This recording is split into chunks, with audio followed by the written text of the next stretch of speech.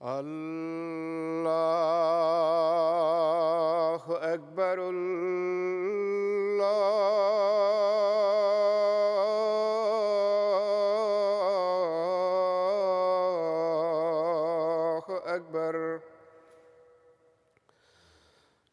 اللہ اکبر اللہ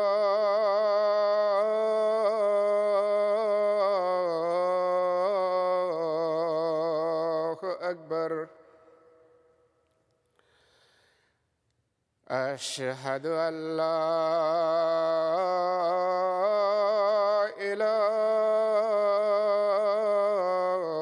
إله إلا الله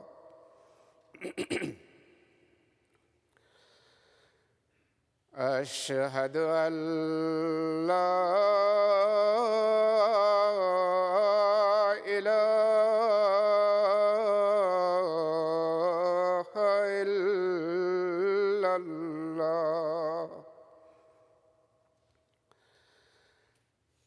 أشهد أن محمدًا رسول الله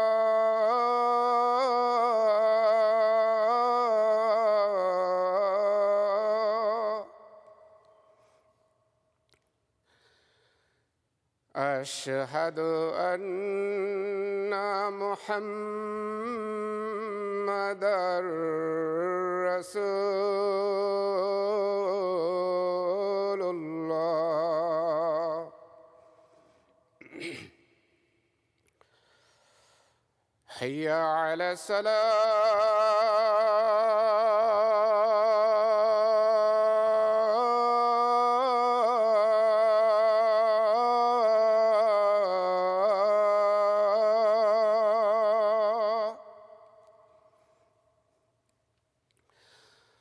حي على الصلاة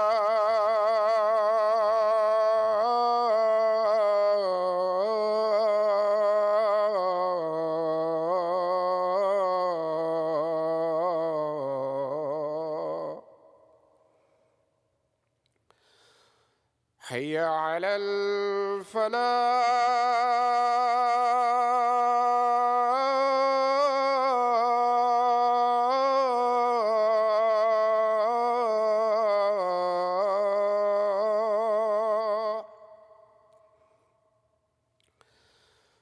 حي على الفلاح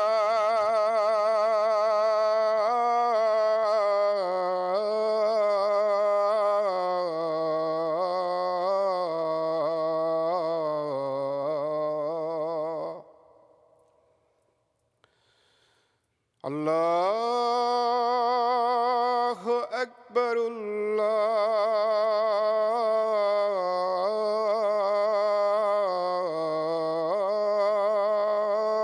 الله أكبر لا إله إلا الله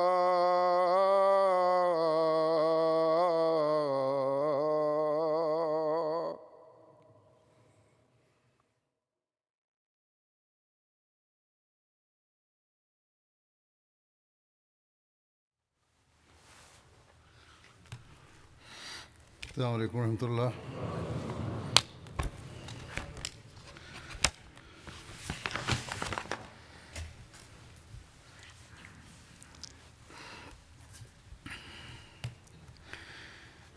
أشهد أن لا إله إلا الله وحده لا شريك له وأشهد أن محمدًا عبده ورسوله أما بعد فأعوذ بالله من الشيطان الرجيم بسم الله الرحمن الرحيم الحمد لله رب العالمين الرحمن الرحيم مالك يوم الدين إياك نعبد وإياك نستعين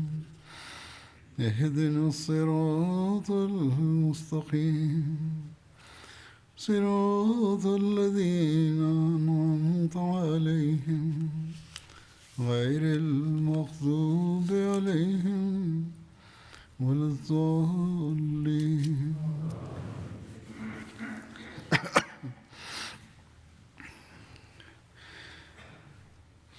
جنگ بدر کے حوالے سے حضرت صلی اللہ علیہ وسلم کی سیرت اور واقعات کے بارے میں ذکر ہو رہا تھا.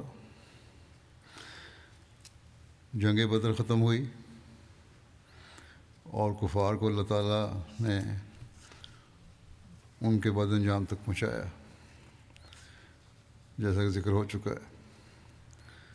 17 کفار مارے گئے، جن میں سے بہت سے رؤساء اور سردار بھی تھے. ان رؤسائے قریش کی تدفین کے بارے میں اس طرح ذکر ملتا ہے، صحیح بخاری میں ہے کہ حضرت عبداللہ بن مسعود بیان کرتے ہیں کہ نبی کریم صلی اللہ علیہ وسلم کعبے کے پاس نماز پڑھ رہے تھے. پرانا پچھلا سارے حالات بیان کیے جا رہے ہیں. یہ پہلے کیا حالات ہوتے تھے. حضرت صلی اللہ علیہ وسلم کعبے کے پاس نماز پڑھ رہے تھے کہ قریش کے چند افراد کے کہنے پر ان میں سے سب سے بدبخت نے نبی کریم صلی اللہ علیہ وسلم کے کندھوں کے درمیان جانور کی بچادانی رکھ دی جب کہ آپ سجدے میں تھے. نبی صلی اللہ علیہ وسلم سجدے کی حالت میں ہی رہے اور وہ لوگ ہنستے رہے. حضرت فاطمہ علیہ السلام کو کسی نے بتایا، وہ چھوٹی لڑکی تھیں، دوڑتی ہوئی آئیں اور نبی صلی اللہ علیہ وسلم سجدہ کی حالت میں رہے یہاں تک کہ انہوں نے اس کو آپ کے اوپر سے ہٹا دیا، یعنی وہ بھاری بچہ دانی جو تھی اس کو ہٹایا حضرت فاطمہ نے. حضرت فاطمہ نے ان لوگوں کو برا بھلا کہا. جب رسول اللہ صلی اللہ علیہ وسلم نماز پڑھ چکے تو آپ نے دعا کی، اے اللہ تو قریش کی گرفت کر، اے اللہ تو قریش کی گرفت کر، اے اللہ تو قریش کی گرفت کر. پھر آپ نے نام لیے، اے اللہ عمر بن ہشام اور عتبہ بن ربیعہ اور شیبہ بن ربیعہ اور ولید بن عتبہ اور امیہ بن خلف، عقبہ بن ابی معیط اور عمارہ بن ولید پر گرفت کر. حضرت عبداللہ کہتے ہیں کہ اللہ کی قسم میں نے خود ان کو بدر کے دن گرے ہوئے دیکھا، یعنی ان لوگوں جن کے نام لیے تھے حضرت صلی اللہ علیہ وسلم نے. پھر ان کو بدر کے گڑھے میں گھسیٹ کر پھینکا گیا. پھر رسول اللہ صلی اللہ علیہ وسلم نے فرمایا کہ گڑھے والے لعنت کے نیچے ہیں. اسی طرح سیرت کی کتب میں لکھا ہے کہ حضرت صلی اللہ علیہ وسلم نے ارشاد فرمایا کہ مشرکین کی لاشوں کو ان کے قتل ہونے کی جگہ سے اٹھا لیا جائے. آپ نے جنگ شروع ہونے سے پہلے ہی ان کی قتل گاہوں کی خبر دے دی تھی. چنانچہ حضرت عمر سے روایت ہے کہ رسول اللہ صلی اللہ علیہ وسلم نے ہمیں بدر میں قتل ہونے والے مشرکین کی قتل گاہیں دکھا دی تھیں. آپ یہ قتل گاہیں دکھاتے ہوئے فرماتے جاتے تھے کہ کل انشاءاللہ یہ عتبہ بن ربیعہ کی قتل گاہ ہوگی، یہ شیبہ بن ربیعہ کی قتل گاہ ہوگی، یہ امیہ بن خلف کی قتل گاہ ہوگی، یہ ابو جہل بن ہشام کی قتل گاہ ہوگی اور یہ فلاں کی قتل گاہ ہوگی. آپ صلی اللہ علیہ وسلم اپنے دست مبارک زمین پر رکھ کر یہ نشاندہی فرماتے جاتے تھے. اور پھر اگلے دن غزوہ بدر میں جو لوگ مرے ان کی لاشیں اس جگہ سے ذرا بھی ادھر ادھر نہیں تھیں جہاں جہاں آپ نے اپنے دست مبارک رکھا تھا۔ حضرت عائشہ سے روایت ہے کہ جنگ کے بعد حضور صلی اللہ علیہ وسلم نے حکم دیا کہ کفار کے سب مقتولوں کو گڑھے میں ڈال دو۔ چنانچہ سب کو ڈال دیا گیا سوائے امیہ بن خلف کے۔ اس کی لاش اپنی ذرہ میں پھول گئی تھی، جب اس کو اٹھانا چاہا تو اس کا گوشت گرنے لگا، اس وجہ سے اس کو اسی جگہ مٹی اور پتھر ڈال کر ڈھانک دیا گیا۔ جب رسول اللہ صلی اللہ علیہ وسلم نے حکم دیا کہ مشرکین کی لاشوں کو گڑھے میں پھینک دیا جائے تو عتبہ بن ربیعہ کو پکڑا گیا اور گڑھے میں پھینک دیا گیا۔ حضور صلی اللہ علیہ وسلم نے حضرت ابو حذیفہ جو عتبہ کے بیٹے تھے کہ چہرے پر ناگواری کے آثار دیکھ لیے۔ یہ مسلمان ہو گئے تھے، باپ کافر تھا۔ آپ نے فرمایا، اے ابو حذیفہ، شاید تمہارے دل میں تمہارے باپ کے بارے میں کچھ گمان گزرا ہے۔ انہوں نے عرض کی، نہیں یا رسول اللہ، مجھے نہ تو باپ کے بارے میں شک ہے نہ اس کے قتل کے بارے میں شک ہے، لیکن میں جانتا تھا کہ میرا باپ صاحب الرائے اور حلیم اور معزز انسان تھا۔ مجھے امید تھی کہ یہ امور یعنی یہ باتیں جو اس نے دیکھی باتیں تھیں اچھی، اسے اسلام کی طرف لے جائیں گی۔ جب میں نے اس کا انجام دیکھا تو مجھے اس کا کفر یاد آ گیا، حالانکہ مجھے اس کے اسلام لانے کی امید تھی۔ اس بات نے مجھے غمزدہ کر دیا۔ حضور صلی اللہ علیہ وسلم نے انہیں یعنی ابو حذیفہ کو دعائے خیر دی اور بھلائی کے کلمات کہے۔ حضرت ابو طلحہ انصاری سے روایت ہے کہ نبی کریم صلی اللہ علیہ وسلم نے جنگ بدر کے دن سرداران قریش میں سے 24 آدمیوں کی نسبت حکم دیا اور انہیں بدر کے کنویں میں سے ایک کنویں میں ڈال دیا گیا۔ اور آپ جب کسی قوم پر غالب آتے تو میدان میں 3 راتیں قیام فرماتے۔ جب آپ صلی اللہ علیہ وسلم بدر میں ٹھہرے اور تیسرا دن ہوا تو آپ نے اپنی اونٹنی پر کجاوا باندھنے کا حکم فرمایا، چنانچہ اس پر کجاوا باندھا گیا۔ پھر آپ چلے اور آپ کے صحابہ بھی آپ کے ساتھ چلے اور کہنے لگے، ہم سمجھتے ہیں کہ آپ کسی غرض کے لیے ہی چلے ہیں۔ آپ صلی اللہ علیہ وسلم نے اس کنویں کی منڈیر پر پہنچ کر کھڑے ہو گئے جہاں ان کو کافروں کو پھینکا گیا تھا دفنانے کے لیے۔ آپ ان کے اور ان کے پاپوں کے نام لے کر پکارنے لگے ان مرے ہوئوں کے کہ اے فلاں فلاں کے بیٹے، اے فلاں فلاں کے بیٹے، کیا آپ تم کو اس بات سے خوشی ہوگی کہ تم نے اللہ اور اس کے رسول کی فرمانبرداری کی ہوتی؟ کیونکہ ہم نے تو سچ سچ پا لیا جو ہمارے رب نے ہم سے وعدہ کیا تھا۔ آیا تم نے بھی واقعی وہ پا لیا ہے جو تمہارے رب نے تم سے وعدہ کیا تھا؟ ابو طلحہ کہتے تھے، حضرت عمر نے کہا، یا رسول اللہ، آپ ان لاشوں سے کیا باتیں کر رہے ہیں جن میں جان نہیں، مرے ہوئے لوگ ہیں۔ رسول اللہ صلی اللہ علیہ وسلم نے فرمایا، اس ذات کی قسم جس کے ہاتھ میں محمد صلی اللہ علیہ وسلم کی جان ہے، تم ان سے زیادہ نہیں سن رہے ان باتوں کو جو میں کہہ رہا ہوں۔ سیرت ابن ہشام میں یوں ذکر ہے کہ اے کنویں والو، اپنے نبی کے بہت برے رشتہ دار تھے، تم اپنے نبی کے بہت برے رشتہ دار تھے۔ تم نے میری تکذیب کی اور لوگوں نے میری تصدیق کی۔ تم نے مجھے اپنے گھر سے نکالا اور لوگوں نے مجھے پناہ دی۔ تم نے میرے ساتھ جنگ کی اور لوگوں نے میری مدد کی۔ پھر فرمایا، حل وجدتم ما وعدکم ربکم حقا، جو تمہارے رب نے تم سے وعدہ کیا تھا، کیا اسے تم نے سچا پایا؟ سید ختم النبیین میں اس واقعے کو مذہب شیعہ صاحب نے اس طرح لکھا ہے کہ واپسی سے قبل آپ صلی اللہ علیہ وسلم اس گڑھے کے پاس تشریف لے گئے جس میں رؤسائے قریش دفن کیے گئے تھے، اور پھر ان میں سے ایک ایک کا نام لے کر پکارا اور فرمایا، حل وجدتم ما وعدکم اللہ حقا فانی وجدت ما وعدنی اللہ حقا، یعنی کیا تم نے اس وعدے کو حق پایا جو خدا نے میرے ذریعے تم سے کیا تھا، تحقیق میں نے اس وعدے کو حق پا لیا ہے جو خدا نے مجھ سے کیا تھا۔ نیز فرمایا، اہل القلیب بیسا عشیرت النبی کنتم لنبیکم کذبتمونی و صدقنی الناس و اخرجتمونی و اوانی الناس و قاتلتمونی و نصرنی الناس، یعنی اے گڑے میں پڑے ہوئے لوگوں، تم اپنے نبی کے بہت برے رشتہ دار بنے، تم نے مجھے جھٹلایا اور دوسرے لوگوں نے میری تصدیق کی، تم نے مجھے میرے وطن سے نکالا اور دوسروں نے مجھے پناہ دی، تم نے میرے خلاف جنگ کی اور دوسروں نے میری مدد کی۔ حضرت عمر نے عرض کیا، یا رسول اللہ، وہ مردہ ہے، وہ کیا سنیں گے؟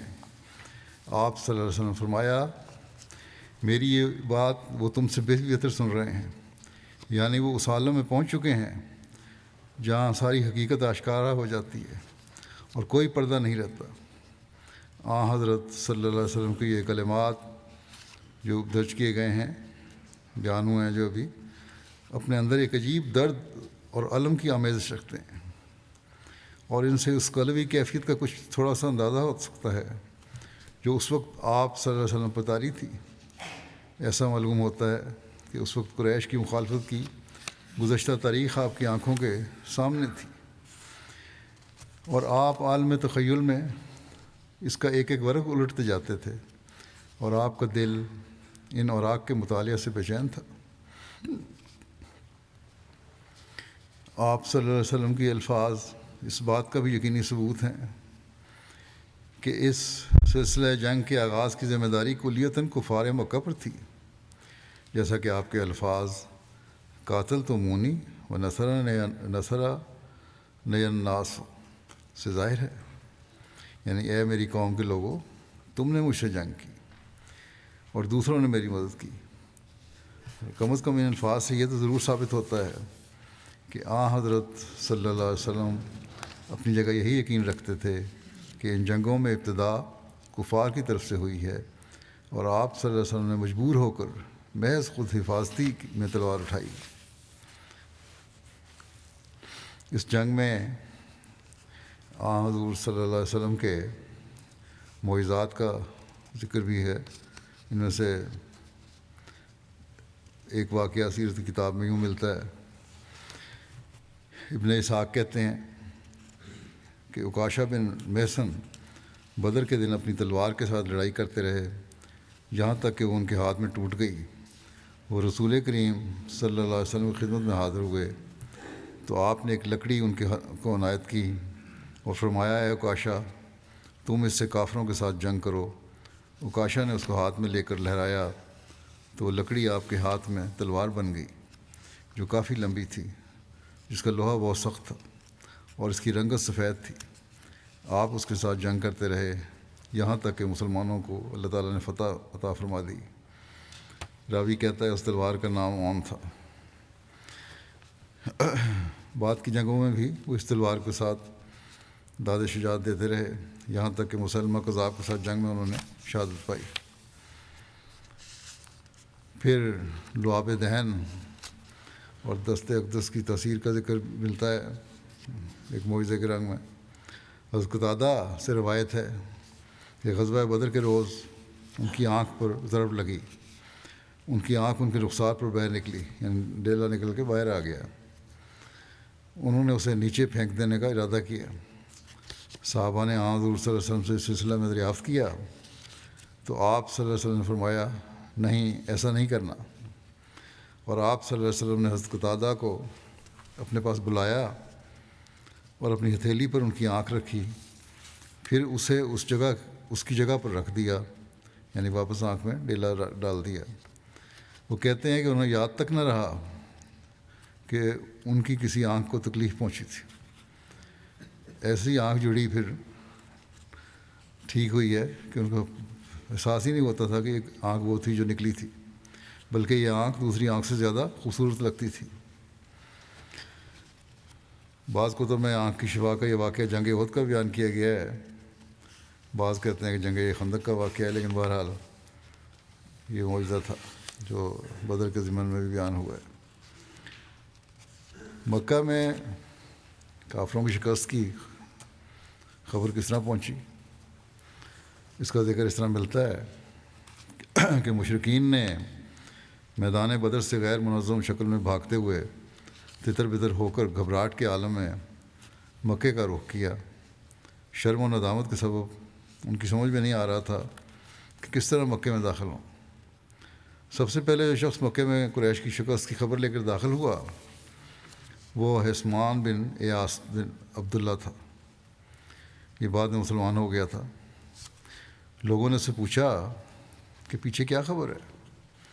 اس نے کہا عتبہ بن ربیعہ، شیبہ بن ربیعہ، ابو الحکم بن ہشام یعنی ابو جہل اور امیہ بن خلف اور مزید کچھ سرداروں کے نام لیے، یہ قتل ہو گئے۔ جب اس نے مقتولین میں سے قریش کے سرداروں کو گنانا شروع کیا تو لوگوں کو اس کی بات کا یقین نہیں آیا۔ صفوان بن امیہ جو حتیم میں بیٹھا تھا، اس نے سن کر کہا کہ سمجھ نہیں آتا، شاید یہ شخص دیوانہ ہو گیا۔ بطور امتحان اسے دریافت تو کرو کہ صفوان بن امیہ کہاں ہے۔ اپنے بارے میں اس نے پوچھا۔ لوگوں نے پوچھا صفوان بن امیہ کا کیا ہوا؟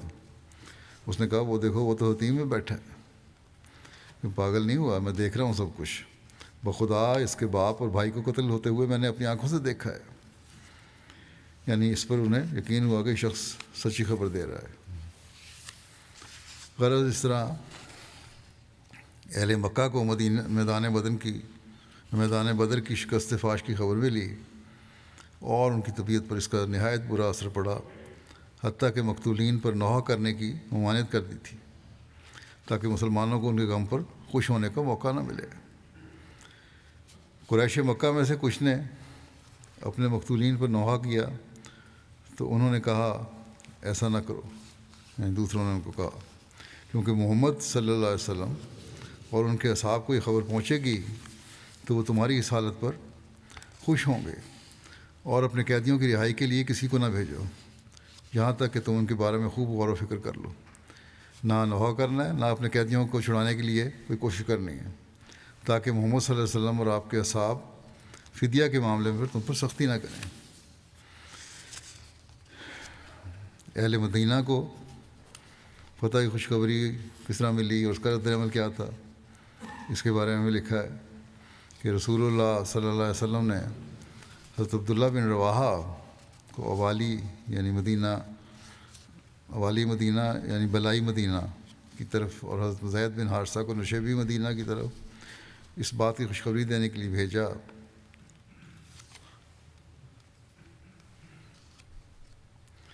جو اللہ تعالیٰ نے اپنے رسول صلی اللہ علیہ وسلم کو عطا فرمائی تھی۔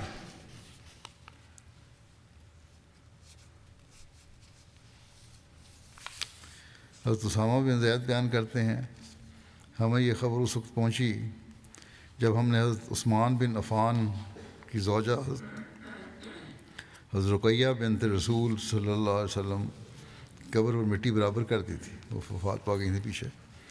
حضور صلی اللہ علیہ وسلم مجھے بھی حضرت عثمان کے ساتھ حضرت رقیہ کی خبر گیری کے لیے پیچھے چھوڑ گئے تھے۔ میں اپنے والد حضرت زید بن حارثہ کی طرف اس وقت آیا جب لوگ آپ کو گھیرے ہوئے تھے۔ وہ کہہ رہے تھے عتبہ بن ربیعہ، شیبہ بن ربیعہ، ابو جہل بن ہشام، زمہ بن اسود، ابو البختری، عاص بن ہشام، امیہ بن خلف اور حجاج کے دونوں بیٹے لبے اور منبع کو موت کے گھاٹ اتار دیا گیا ہے۔ جبکہ مدینہ میں یہ صورتحال تھی کہ منافقین اور یہود نے افواہوں کا بازار گرم کر رکھا تھا کہ مسلمانوں کو بری طرح شکست ہو چکی ہے، اور یہ کہ نعوذ باللہ محمد صلی اللہ علیہ وسلم بھی قتل ہو چکے ہیں۔ انہی افواہوں کے اندھیروں میں حضرت زید حضرت صلی اللہ علیہ وسلم کی اونٹنی پر جو مدینہ میں داخل ہوئے تو یہود اور منافقین نے اور بڑھ بڑھ کر کہنا شروع کر دیا کہ دیکھا محمد صلی اللہ علیہ وسلم قتل ہو چکے ہیں اور اونٹنی پر زید آ رہے ہیں۔ اور جب حضرت زید نے یہ بتانا شروع کیا کہ عتبہ بھی مارا گیا، شیبہ بھی مارا گیا، ابو جہل بھی مارا گیا، امیہ بھی مارا گیا، تو اس پر منافقین نے کہنا شروع کر دیا کہ بھلا یہ کیسے ممکن ہے، لگتا ہے کہ مسلمانوں کی شکست اور محمد صلی اللہ علیہ وسلم کی وفات کی وجہ سے زید اپنے ہوش و حواس کھو چکے، اس لیے اس طرح کی باتیں کر رہے ہیں۔ جو کفار کا رد عمل مکے میں تھا وہی رد عمل منافقین اور یہود کا مدینہ میں بھی ہوا۔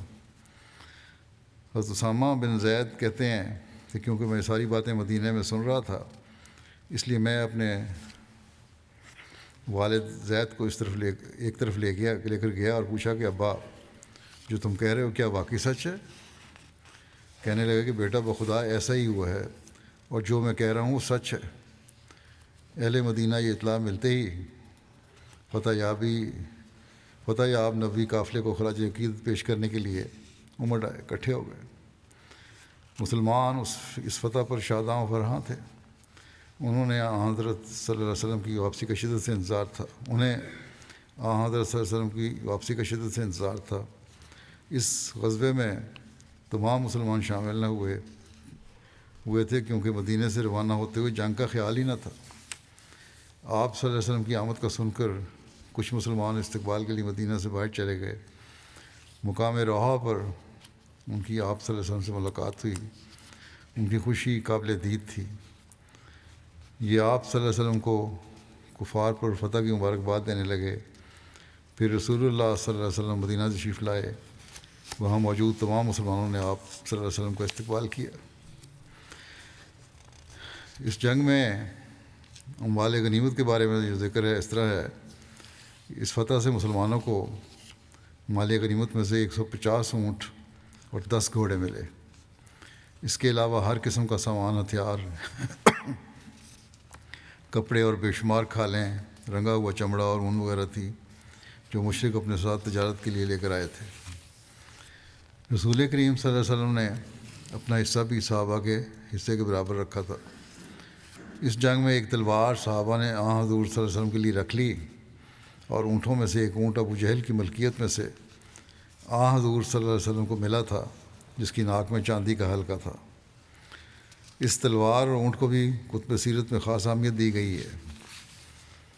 اس کی تفصیل یہ ہے کہ جس تلوار کا اوپر یہ ذکر ہوا ہے اس کا نام ذوالفقار تھا، اور اس کا مالک ایک مشرک عاص بن منبع بن حجاج تھا جو بدر میں مارا گیا تھا۔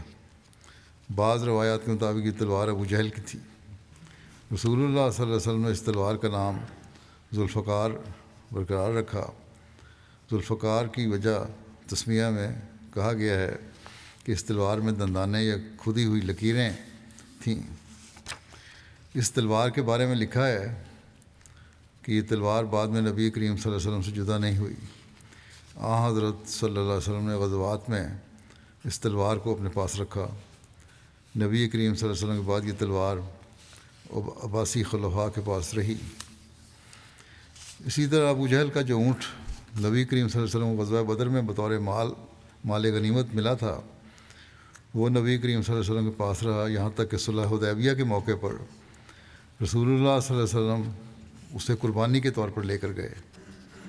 اس کے بارے میں ایک قصہ بھی ملتا ہے کہ یہ اونٹ حدیبیہ میں چل رہا تھا کہ وہ بھاگ نکلا، یہاں تک کہ مکہ ابو جہل کے گھر جا پہنچا۔ حضرت عمر بن انما انصاری اس کے پیچھے نکلے، تاہم مکہ کے کچھ تیز طبیعت والوں نے اسے واپس کرنے سے انکار کر دیا۔ سہیل بن عمر جو معاہدہ حدیبیہ کے وقت قریش کا نمائندہ تھا، اس نے ان لوگوں کو اونٹ واپس کرنے کا حکم دیا تو واپس کیا گیا۔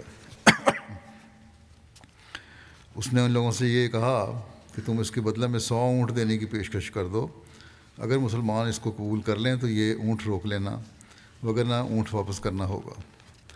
رسول اللہ صلی اللہ علیہ وسلم نے فرمایا کہ اگر ہم نے اس کو قربانی کے جانوروں میں شمار نہ کیا ہوتا تو ہم اس کو واپس کر دیتے، لیکن یہ پہلے سے قربانی کے لیے مختص ہو چکا ہے، اس لیے اب نہیں، چنانچہ آپ نے مسلمانوں کی جانب سے اسے ذبح کر دیا۔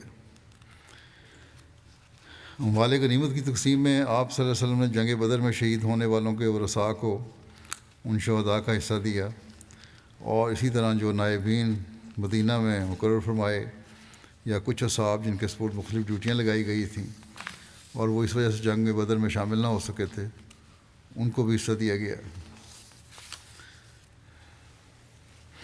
جنگ بدر کے قیدیوں سے فدیہ اور صحابہ کی آراء کے بارے میں ہے کہ جنگ بدر کے ان قیدیوں کو فدیہ لے کر رہا کر دیا گیا۔ فدیہ کی رقم 4000 سے 1000 درہم تک تھی۔ البتہ جو فدیہ کی رقم نہیں دے سکتا تھا ان کے لیے شرط تھی رکھی کہ وہ مدینہ کے بچوں کو لکھنا پڑھنا سکھا دیں تو رہا ہو جائیں گے۔ اسی طرح کچھ قیدیوں کو کم فدیہ یا بغیر فدیہ کے بھی چھوڑا گیا۔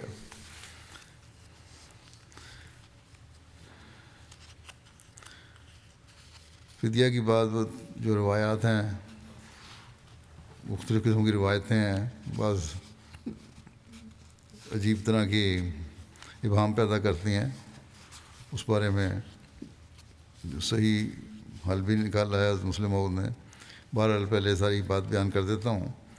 تاریخ و سیرت یہاں تک کہ کتب حدیث میں جنگ بدر کے قیدیوں سے فدیہ لینے کے بارے میں جو روایات موجود ہیں، ان میں روایات کا خلط ملط ہو گیا ہے۔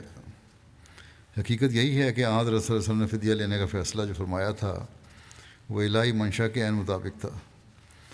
عمومی روایات کے مطابق، وہ میں پہلے حضرت عمر کے ضمن میں بیان کر چکا ہوں، یہاں بھی ضروری ہے بیان کرنا، اس لیے بیان کرتا ہوں۔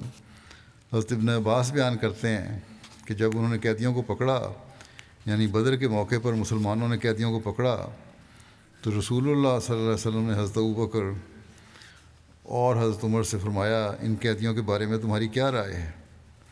حضرت عمر نے عرض کیا کہ اے اللہ کے نبی، وہ ہمارے چچا زاد اور رشتہ دار ہیں، میرا خیال ہے آپ ان سے فدیہ لے لیں، وہ ہمارے لیے ان کفار کے مقابلے میں قوت کا باعث ہوگا، اور قریب ہے کہ اللہ تعالیٰ ان کو اسلام کی طرف رہنمائی فرمائے۔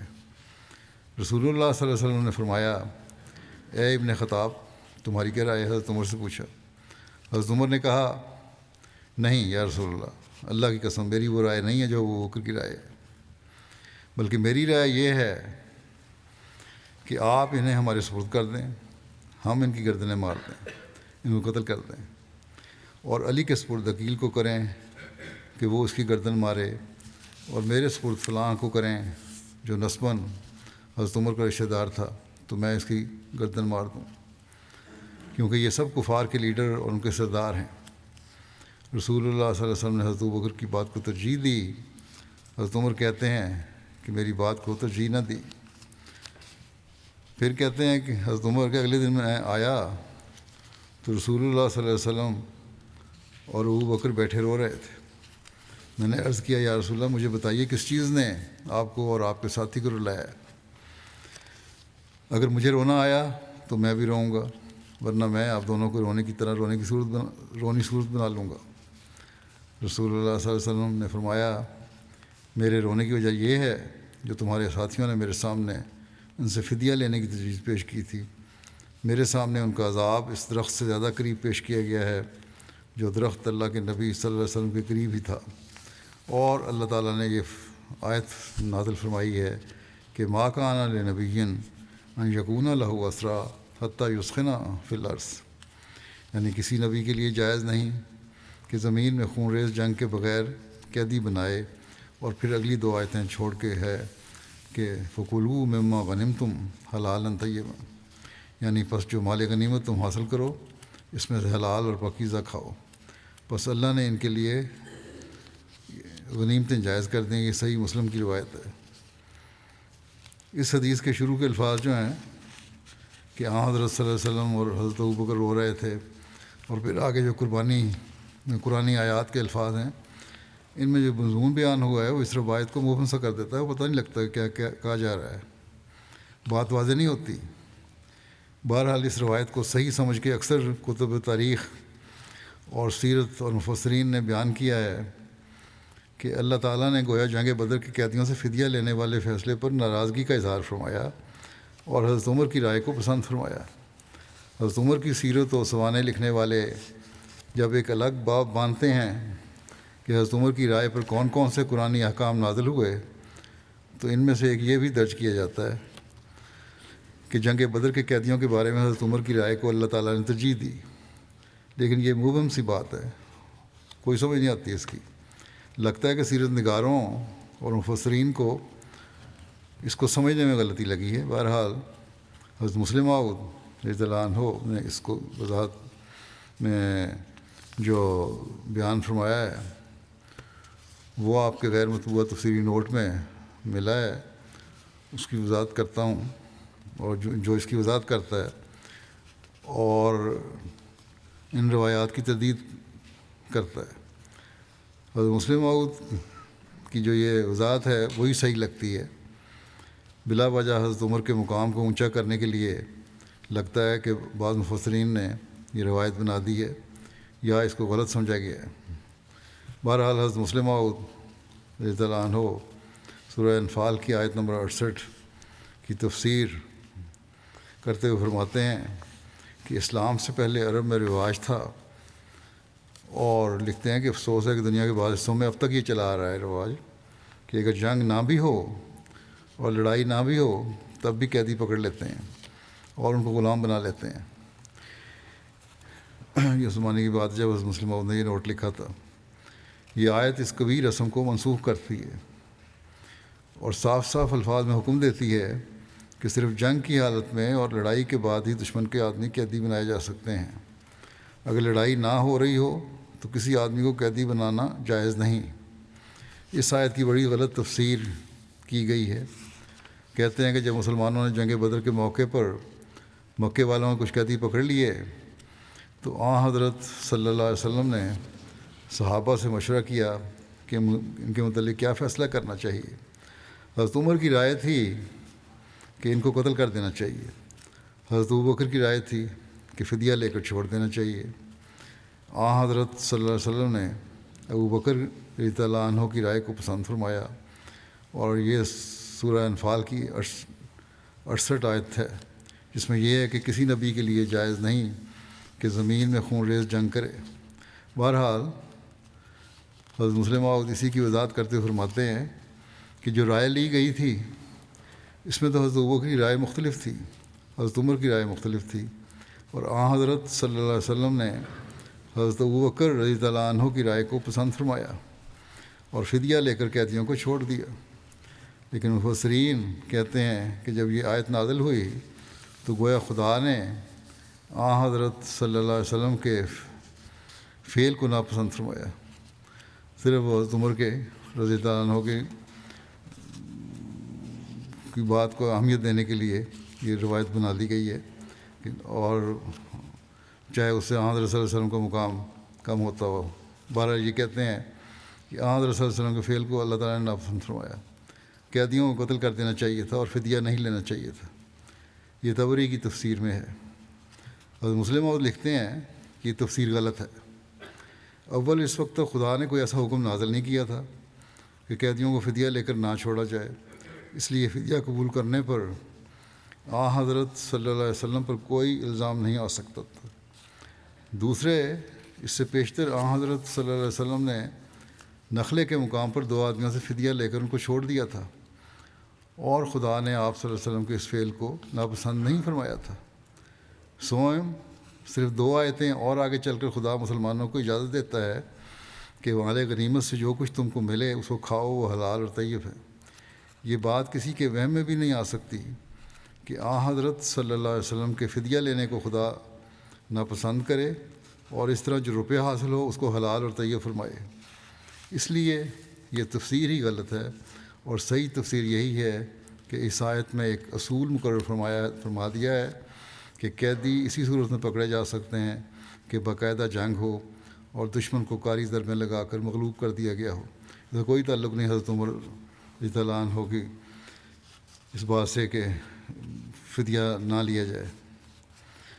مفسرین قرآن میں سے علامہ امام راضی اور معروف سیرت نگار علامہ شبلی نعمانی کا بھی یہی موقف ہے جو حضرت مسلم موعود رضی اللہ عنہ نے بیان فرمایا ہے. حضرت مرزا بشیر احمد صاحب نے بھی اس بارے میں لکھا ہے کہ مدینہ پہنچ کر حضرت صلی اللہ علیہ وسلم نے قیدیوں کے متعلق مشورہ کیا کہ ان متعلق کیا کرنا چاہیے. عرب میں بالعموم قیدیوں کو قتل کر دینے یا مستقل طور پر غلام بنا لینے کا دستور تھا، مگر حضرت صلی اللہ علیہ وسلم کی طبیعت پر یہ بات سخت ناگوار گزرتی تھی، اور پھر ابھی تک اس بارے میں کوئی الہی احکام بھی نازل نہیں ہوئے تھے۔ حضرت ابوبکر نے عرض کیا کہ میری رائے میں تو ان کو فدیہ لے کر چھوڑ دینا چاہیے، کیونکہ آخر یہ لوگ اپنے ہی بھائی بن رہے ہیں، اور کیا تعجب کہ کل کو انہی میں سے فدایان اسلام پیدا ہو جائیں۔ مگر حضرت عمر نے اس رائے کی مخالفت کی اور کہا کہ دین کے معاملے میں رشتہ داری کا کوئی پاس نہیں ہونا چاہیے، اور یہ لوگ اپنے افعال سے قتل کے مستحق ہو چکے ہیں، بس میری رائے میں ان سب کو قتل کر دینا چاہیے، بلکہ حکم دیا جاوے کہ مسلمان خود اپنے ہاتھوں سے اپنے اپنے رشتہ داروں کو قتل کر دیں۔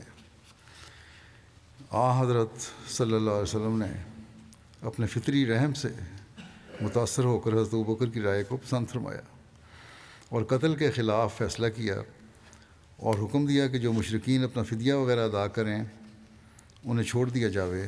چنانچہ بعد میں اسی کے مطابق الہی حکم نازل ہوا۔ جب الہی حکم بھی فدیہ دینے کے بارے میں نازل ہو گیا، جیسا کہ خلیفہ ثانی نے بھی لکھا ہے، تو پھر حدیث کو بنیاد بنا کر حضرت صلی اللہ علیہ وسلم اور حضرت ابوبکر رضی اللہ عنہ کے رونے کا جواز پیدا کرنا عجیب سی بات لگتی ہے۔ بہرحال حضرت مرزا بشیر احمد صاحب لکھتے ہیں کہ چنانچہ ہر شخص کے مناسب حال 1000 درہم سے لے کر 4000 درہم تک اس کا فدیہ مقرر کر دیا گیا، اور اس طرح قیدی رہا ہوتے گئے۔ باقی انشاءاللہ آئندہ جمعے کے بعد میں زیادہ غائبی پڑھاؤں گا۔ تو پہلا ہے رانا عبدالحمید خان صاحب کاٹھ گڑھی، مربی سلسلہ تھے اور نائب ناظم مال وقف جدید تھے پاکستان میں۔ گزشتہ دنوں ان کی وفات ہوئی ہے 70 سال کی عمر میں۔ انا للہ و انا الیہ راجعون۔ اللہ تعالیٰ کے فضل سے موسی تھے۔ ان کے والد کا نام چودھری عبداللطیف خان صاحب کاٹھ گڑھی تھا، اور والدہ عبداللطیف صاحبہ تھیں۔ ان کے والد بھی وقف زندگی تھے یا جماعت کے کارکن تھے۔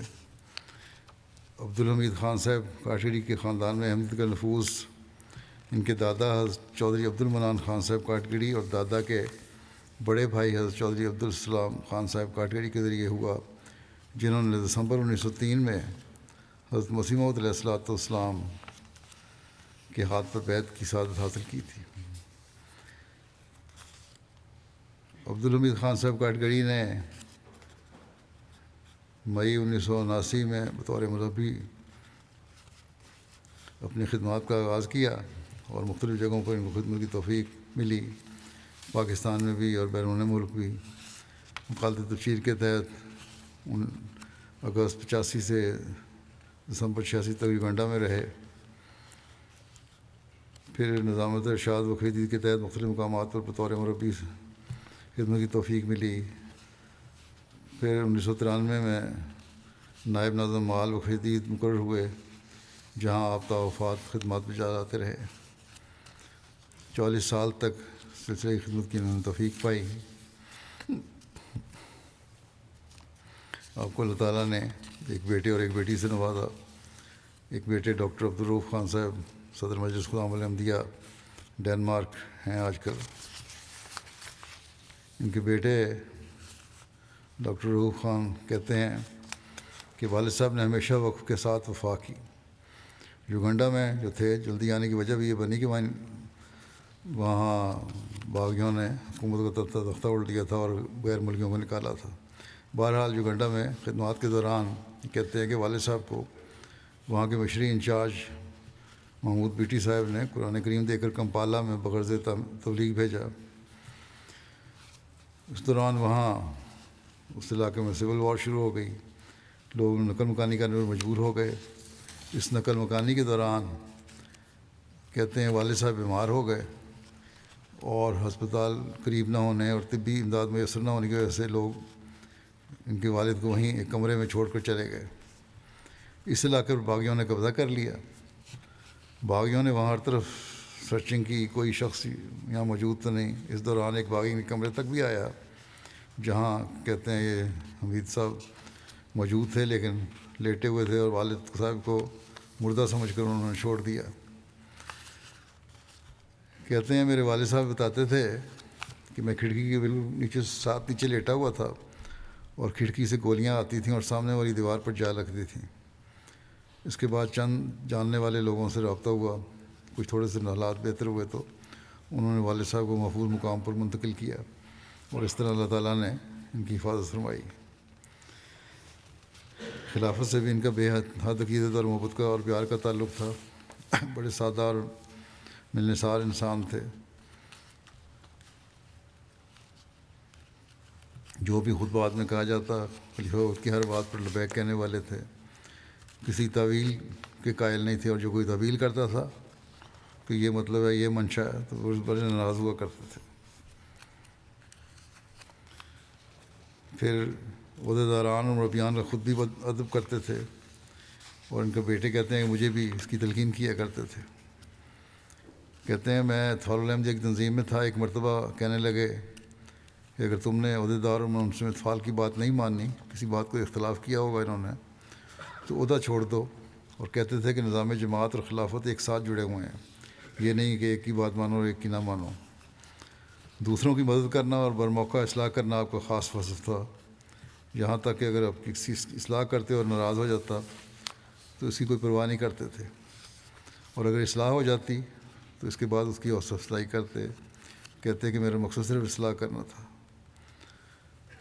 لکھتے ہیں کہ بہت سے ایسے مواقع آئے کہ زندگی میں آسائش ہو سکتی تھی، لیکن آپ نے ہمیشہ وقف کو ترجیح دی۔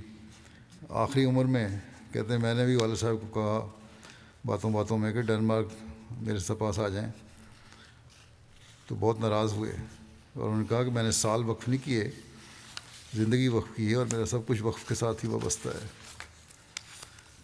ان کی بیٹی حافظہ حسن آرا کہتی ہیں کہ میرے والد بےحد مہربان، شفیق، مہمان نواز اور خدا ترس تھے، دعاؤں کا ایک خزانہ تھے۔ ایک خاص نمایاں وصف خدا تعالیٰ کی ذات پر کامل یقین اور بھروسہ تھا، اور اس کے بعد خلافت سے محبت نمایاں وصف تھا۔ خلافت سے ہر ایک رشتے سے بڑھ کر ایک خاص محبت کا انداز تھا۔ ہر وقت سوچ کا محور اور بات کا آغاز اور ختام صرف اور صرف خلافت اور خلیفہ وقت سے محبت کی تلقین کرتے رہنا تھا۔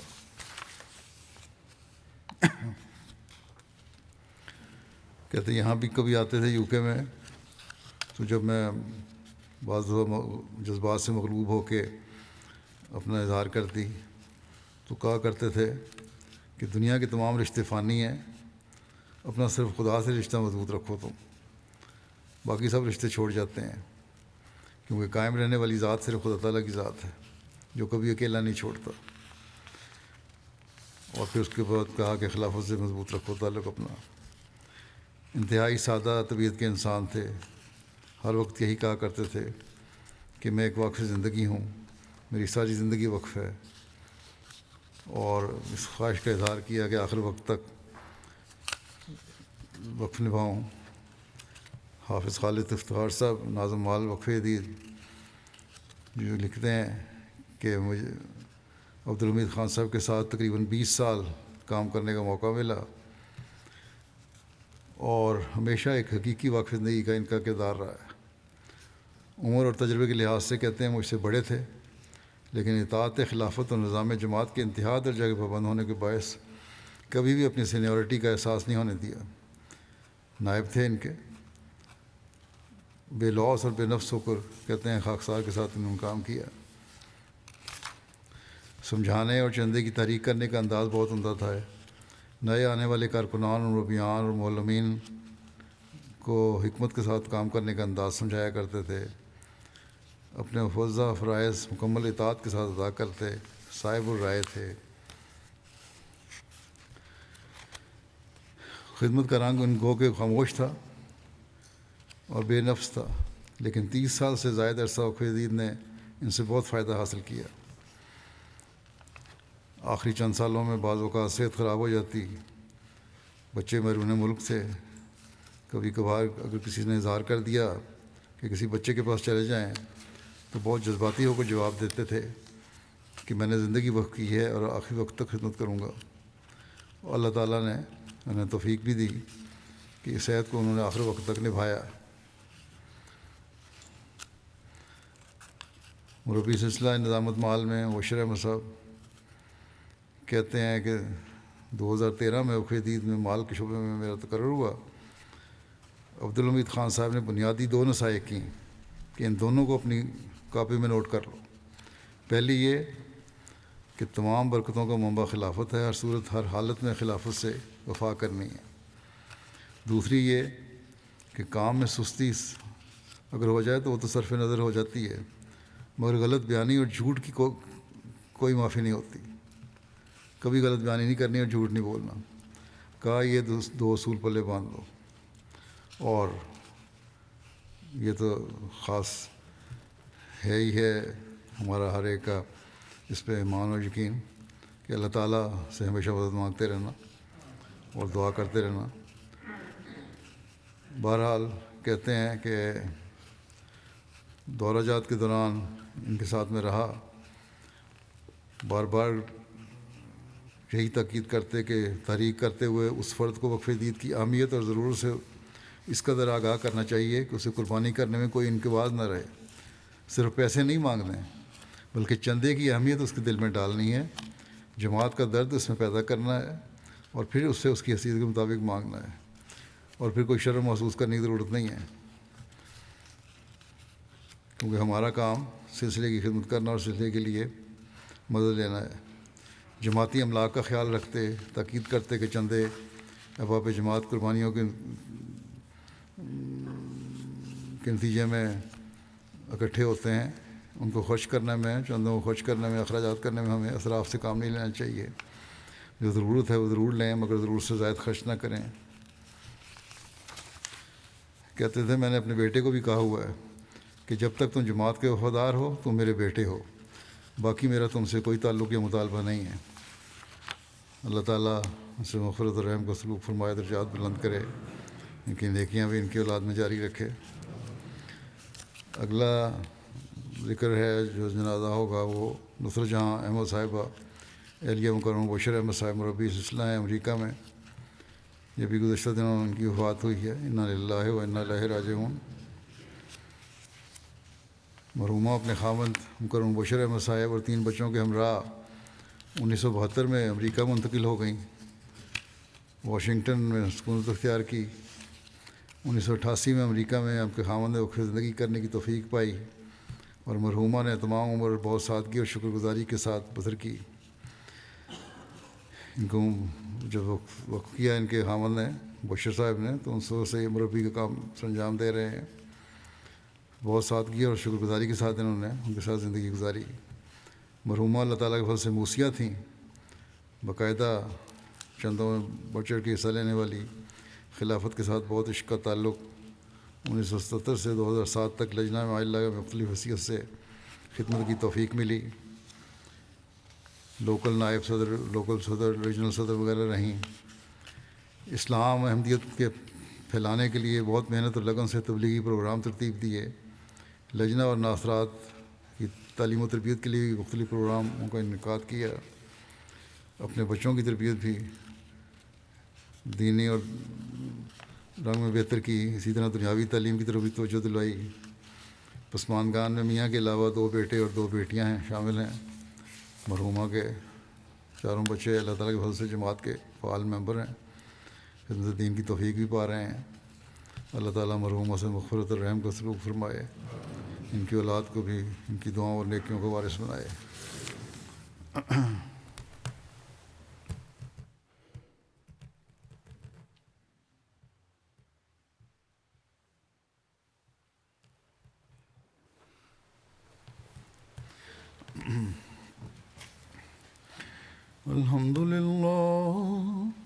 الحمد لله نحمده ونستعينه ونستغفره ونؤمن به ونتوكل عليه ونعوذ بالله من شرور أنفسنا ومن سيئات أعمالنا. من يهده الله فلا مضل له ومن يضلل فلا هادي له. ونشهد أن لا إله إلا الله ونشهد أن محمدا عبده ورسوله. عباد الله رحمكم الله، إن الله يأمر بالعدل والإحسان وإيتاء ذي القربى وينهى عن الفحشاء والمنكر والبغي يعظكم لعلكم تذكرون. اذكروا الله يذكركم وادعوه يستجب لكم ولذكر الله أكبر.